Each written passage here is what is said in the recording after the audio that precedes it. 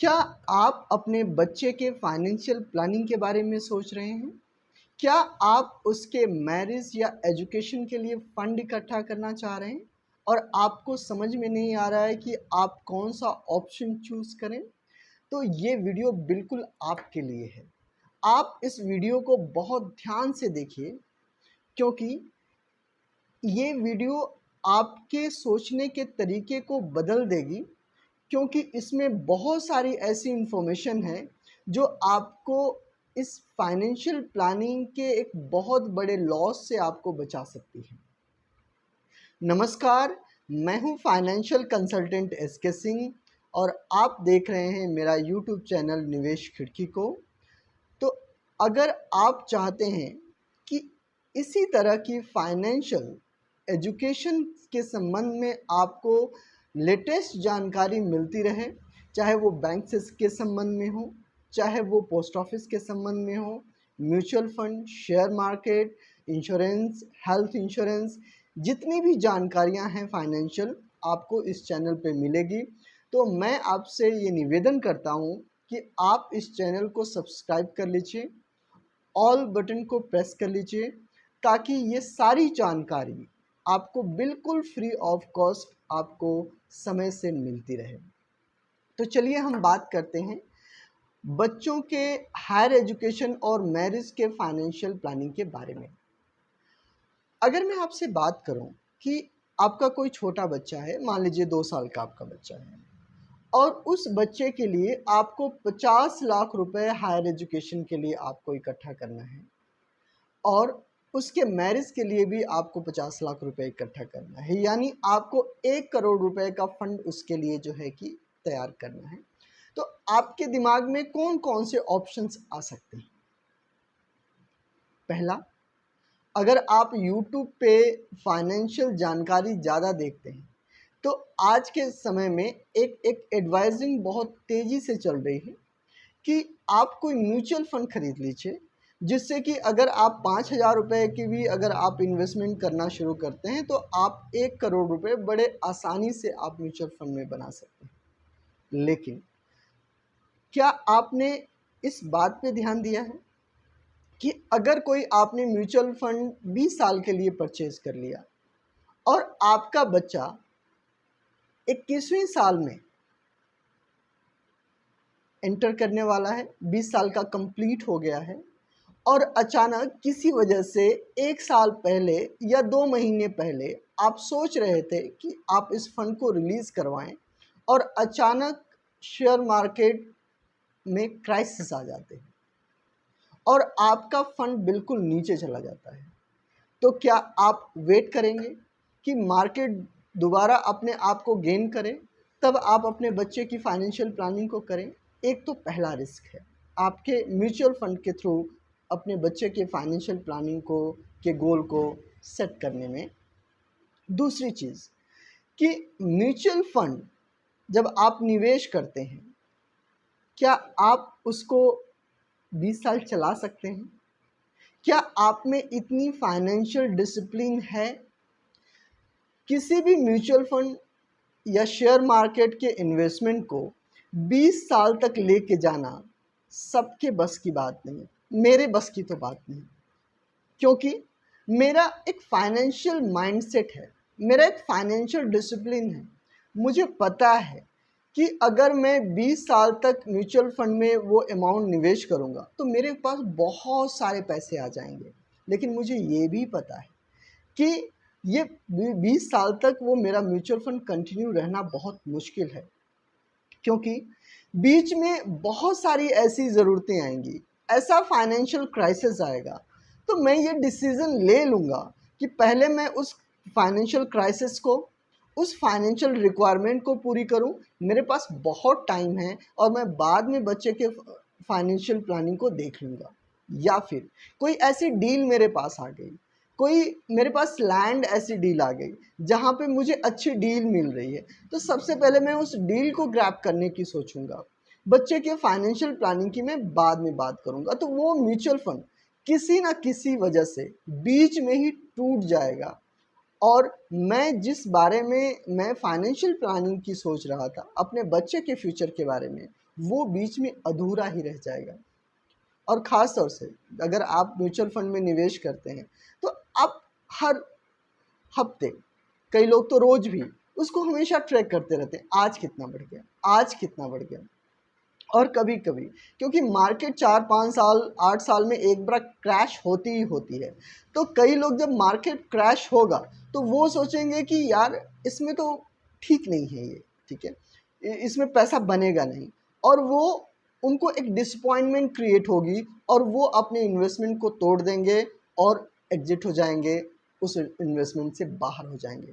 तो आपका जो फाइनेंशियल गोल था म्यूचुअल फंड और आपके बच्चे के हायर एजुकेशन और मैरिज के बारे में, वो पूरा नहीं हो पाएगा।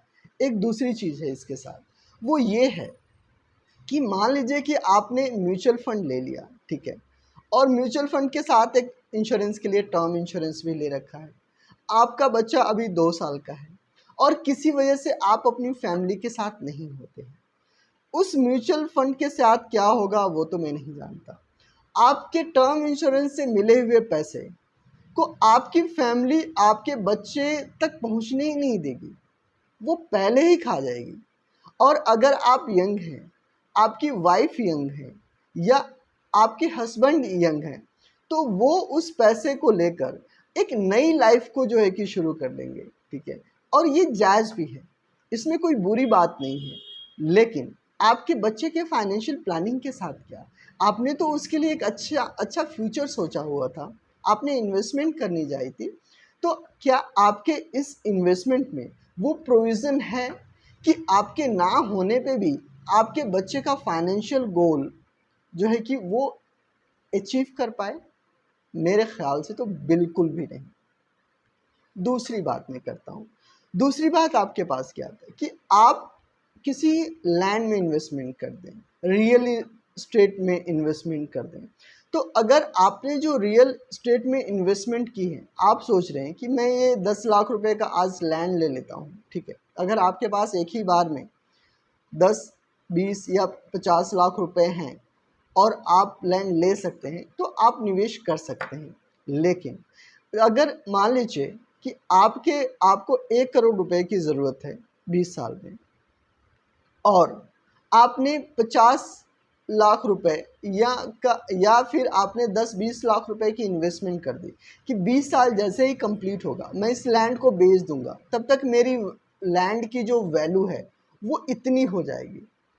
20 साल तक किसी लैंड को कैरी करना और उसके वैल्यू को उस टाइम एज्यूम करना आज के टाइम में बहुत ही मुश्किल हो सकता है कि वो लैंड आपकी जो 50 लाख रुपए में आपने खरीदी है वो 2 करोड़ की हो जाए, हो सकता है कि वो 80 लाख रुपए की हो जाए, या हो सकता है कि वो उसकी वैल्यू उस टाइम किसी परिस्थिति की वजह से 50 लाख ही रहे। तो ये एक बहुत ही बड़ा रिस्क है। और दूसरी बात ये है कि लैंड को बेचना, उसमें लिक्विडिटी बहुत कम है, आपको एक बायर, अच्छा बायर ढूंढना होता है, कई बार तो साल लग जाते हैं एक अच्छा बायर ढूंढने में, तो आपको एक लिक्विड कैश की ज़रूरत पड़ेगी। तो उस समय आप ये नहीं कहेंगे कि इस समय तो लैंड की कीमत अभी कम है, मैं 1-2 साल और वेट करता हूँ, उसके बाद मैं अपने बेटे या बेटी की शादी करूँगा, उसके बाद मैं उसके लिए हायर एजुकेशन करूँगा, क्योंकि लैंड की कीमत इस समय ठीक नहीं है। तो ये भी फाइनेंशियल प्लानिंग आपके लिए एक अच्छी फाइनेंशियल प्लानिंग नहीं हो सकती। और क्या आपके पास ऑप्शन है? एफडी करा सकते हैं एक, और क्या ऑप्शन है आपके पास? आप सुकन्या योजना की मैं बात भी कर लेता हूँ, जो गवर्नमेंट की एक बहुत ही अच्छी स्कीम है, इस पर एक अच्छा रेट ऑफ इंटरेस्ट भी मिलता है। बट आपकी बेटी 2 साल की है, आप उसके लिए 1 करोड़ रुपए का फंड इकट्ठा करना चाहते हैं, ठीक है, और आपने उसके लिए इन्वेस्टमेंट शुरू कर दी, और आपकी बेटी 20 साल की हुई, उसको हायर एजुकेशन के लिए ज़रूरत है पैसे की, ठीक है, या तो उस समय वो पैसे उसके अकाउंट में आने हैं। क्या आप ये सोच सकते हैं कि 1 करोड़ रुपए का पूरा अमाउंट का पूरा अधिकार आपके बच्चे के हाथ में हो? क्या पता उसकी उस समय की माइंडसेट सिचुएशन क्या हो, क्या पता वो आपसे उस समय किस तरीके का आपके रिलेशनशिप हो उसके साथ, और वो आपकी बात माने ना, तो मुझे नहीं लगता वो, मुझे तो चलो मैं अपनी बात नहीं कर रहा हूँ, लेकिन कई लोग ये सोचते हैं ठीक है बच्चे पे हम खर्च करेंगे, लेकिन पैसे का जो राइट्स है उस पे जो पकड़ है वो मेरी खुद की हो। मैं डिसाइड करूँगा कि मैं बच्चे के मैरिज पे कितना खर्च करना चाहता हूँ, मैं डिसाइड करूँगा कि मैं बच्चे के हायर एजुकेशन पे खर्च करना चाहता हूँ, या मैं डिसाइड करूँगा कि मैं करना भी चाहता हूँ कि नहीं करना चाहता हूँ। तो आपका माइंडसेट भी बहुत इम्पॉर्टेंट रोल प्ले करता है, क्योंकि आपने एक बार तो इन्वेस्टमेंट कर दी, अब आपने गेंद डाल दी पूरे फाइनेंशियल उस गोल का अपने बच्चे के हाथ में, और उस समय आपके बच्चा आपके कितने करीब है, वो आपकी बात मानता भी है कि नहीं मानता है, ये बात की बातें हैं। तो क्या आप ये चाहते हैं? तो एक तो ये बात है, बैंक की एफडी बिल्कुल भी आपके लिए एक अच्छा ऑप्शन नहीं है, ठीक है। आरडी ये भी बिल्कुल भी अच्छा ऑप्शन आपके लिए नहीं है, क्योंकि आप बैंक की आरडी और पोस्ट ऑफिस के आरडी में एक शॉर्ट टाइम की आरडीज होती हैं, इसमें आप कंपाउंडिंग इंटरेस्ट का भरपूर लाभ आप नहीं उठा पाएंगे। और एक ऑप्शन बचता है इंश्योरेंस पॉलिसी। आप इंश्योरेंस पॉलिसी ले सकते हैं, लेकिन क्या आपके इंश्योरेंस पॉलिसी में वो बात है जो आपके बच्चे के उस फाइनेंशियल नीड्स को पूरा कर पाए, आपके माइंडसेट की नीड्स को पूरा कर पाए? क्या उसकी सिक्योरिटी है? वो डिपेंड करता है उस किस तरह का प्लान जो है कि आप लेना चाह रहे हैं। तो अब आप सोचेंगे कि सर आपने तो ये सारी चीज़ें बता दी, अब तो करें क्या? हम किस तरीके से फाइनेंशियल प्लानिंग करें? क्या है कि हर एक आदमी की अपनी ज़रूरत है, आपकी अपनी ज़रूरत है, आपका अपना माइंडसेट है, मेरी अपनी ज़रूरत है, मेरा अपना एक अलग माइंडसेट है, अलग-अलग आदमी की। तो एक प्लान हर एक आदमी के लिए सही नहीं हो सकता। वो प्लान डिज़ाइन किया जाता है, ठीक है। तो बेहतर होगा कि आप अपने फाइनेंशियल कंसल्टेंट के साथ बैठें, ठीक है, और आप समझने की कोशिश करें कि मार्केट में किस तरह की, आप सबसे पहले तो आप अपनी चीज़ों को बताएं कि आप क्या चाहते हैं, ठीक है। आप अपने बच्चे के बारे में क्या सोच रहे हैं, आप अपने बच्चे को क्या बनाना चाहते हैं, उसके हायर एजुकेशन के लिए आपकी क्या सोच है, उसके अकॉर्डिंग ये डिसाइड होगा कि भाई उसके लिए आप कितना पैसा इकट्ठा करना चाह रहे हैं, कितना टाइम है आपके पास। तो जब भी आप फाइनेंशियल प्लानिंग करें, आप अपने फाइनेंशियल कंसल्टेंट के साथ आप बैठें, तो आप इस बात का ख्याल रखें सबसे पहले कि आपका जो पैसा रिलीज़ हो वो एग्जैक्ट टाइम पे रिलीज़ हो, जिससे कि मैक्सिमम टाइम का इस्तेमाल जो है कि यूज़ हो पाए, ताकि आपको मैजिक ऑफ कंपाउंड इंटरेस्ट का बेनिफिट आपको मिल पाए, पहली चीज़। दूसरी चीज़, बेशक रेट ऑफ इंटरेस्ट कम हो, लेकिन उसमें गारंटी हो या गारंटी के आसपास हो। क्यों? क्योंकि आप उस समय वेट नहीं कर सकते किसी चीज़ का, ठीक है। आप ये नहीं कह सकते कि भाई मैं बच्चे को पढ़ाऊँगा, नहीं होगा तो कोई बात नहीं, नहीं। वो आपकी प्रायोरिटी है, तो आपको एक गारंटेड अमाउंट उस समय आपको मिलना चाहिए, चाहे वो थोड़ा-सा कम हो। रेट ऑफ इंटरेस्ट के साथ आप कंप्रोमाइज़ कर सकते हैं। और उस प्रोडक्ट में इस तरह की भी बात हो कि अगर किसी वजह से आप अपने बच्चे के साथ नहीं हैं, तो वो आपके इंश्योरेंस की का जो अमाउंट है, वो बच्चे के काम आए।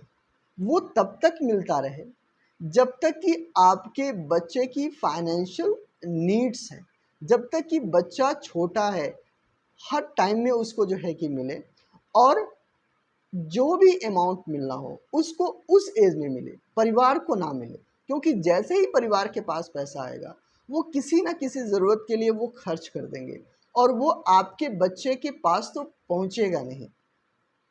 दूसरी बात, चाहे आपकी लाइफ पार्टनर अपनी लाइफ किसी और के साथ जोड़कर कोई और घर बसा ले, फिर भी उस फाइनेंशियल प्लानिंग में आपके बच्चे की सिक्योरिटी हो, आपके पार्टनर की भी सिक्योरिटी हो, लेकिन उस बच्चे के फाइनेंशियल प्लानिंग की सिक्योरिटी हो। और दूसरी बात, आपका माइंडसेट किस तरह का है। क्या आप रिस्क ले सकते हैं, तो उसके लिए अलग तरह के प्रोडक्ट्स हो सकते हैं। क्या आप बिल्कुल भी नहीं रिस्क लेना चाहते, उसके लिए अलग तरह के प्रोडक्ट हो सकते हैं। क्या आप थोड़ा बहुत रिस्क लेना चाहते हैं, उसके लिए अलग तरीके के प्रोडक्ट्स हैं।